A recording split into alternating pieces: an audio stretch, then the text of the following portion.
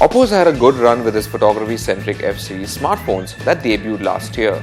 Now, the company is introducing a new model, and this time the focus is on selfies. The F3 Plus is the first smartphone from the company to boast of dual front cameras, but is it really worth the high price? We find out. Oppo has always done well in the aesthetics department, and nothing's really changed here with the F3 Plus. The metal unibody feels sturdy, and the soft gold color is actually quite appealing.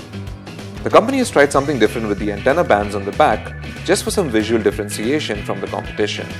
It feels quite heavy though at 185 grams and is not easily pocketable due to its 6-inch display. Thankfully, Oppo has at least managed to keep this phone slim. The Full HD resolution keeps images and text fairly sharp, and viewing angles are good. However, colors are oversaturated, and this is jarring at times. All the ports and buttons are where you'd expect them to be.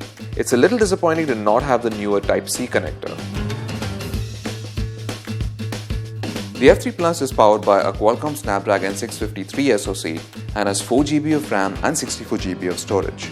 The latter can be expanded using a micro SD card, but at the cost of a second SIM. Some notable omissions include FM radio and NFC, which might be a deal breaker for some. The fact that ColorOS 3.0 still uses Android Marshmallow rather than Nougat is a bit disappointing.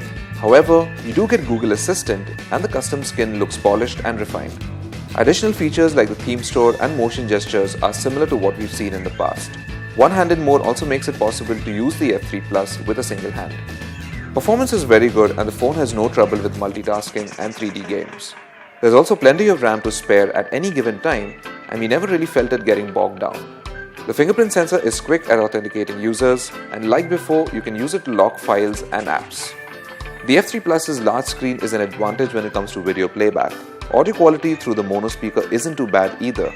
The bundle headset sounds a bit tinny, but the Dirac audio enhancements helps a bit here. The Oppo F3 Plus's cameras are its main highlight, and we're pretty happy with the performance of both the front and the rear ones. The 16-megapixel rear camera has a wide f1.7 aperture, just like the Samsung Galaxy S7. While this helps reducing noise drastically, the quality of images is still far from the Galaxy S7 levels. Still, this phone is a definite step up from the F1 Plus. Focusing remains suitably quick no matter the lighting condition. Images taken in daylight exhibit very good detail and colors. The phone's post-processing tends to over-sharpen photos a bit, which is evident in macros, but you'll only notice this until you really zoom in. Video recording goes up to 4K and the quality is good, although we did encounter minor focus hunting issues. On the front of the F3 Plus, you get a 16-megapixel camera for regular selfies, as well as an 8-megapixel camera with a 120-degree wide-angle lens for group shots. We found it's best to leave the screen flash on auto, as it changes the intensity automatically depending on the ambient light. The wide-angle sensor introduces slight barrel distortion, and photos taken with it are more noisy in low light due to the narrow f2.4 aperture as opposed to the wider f2.0 aperture on the regular lens. The 4000 mAh battery lasted us through well over a full day of regular use. This phone also supports Oppo's VOOC Flash Charge Mini Standard for quickly topping up the battery. The Oppo F3 Plus is a solid proposition for someone looking at a high-performance smartphone which can also take good selfies.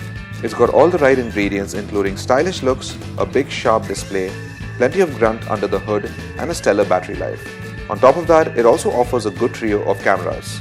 The price might put some people off, but if Oppo can provide timely software updates, then the F3 Plus is actually not a bad choice. So thanks for watching, and for more tech videos and reviews, log on to gadgets360.com.